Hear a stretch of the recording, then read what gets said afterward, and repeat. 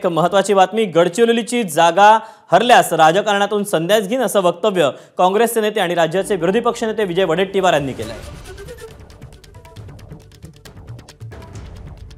जिथे जिथे गेलो तिथे तिथे जबरदस्त असा रिस्पॉन्स होता आणि अशा स्थितीमध्ये जर काही एक्झिट पोल ही निवडणूक ही जागा गडचिरोली लोकसभा जर पिछाडीवर दाखवत असतील, मागे दाखवत असतील, तर मात्र मी सांगितलं की दाल में कुछ काला।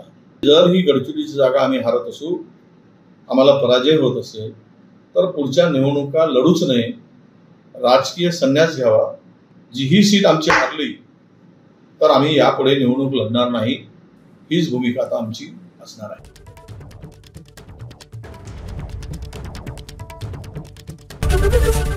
एबीपी माझा, उघडा डोळे बघा नीट।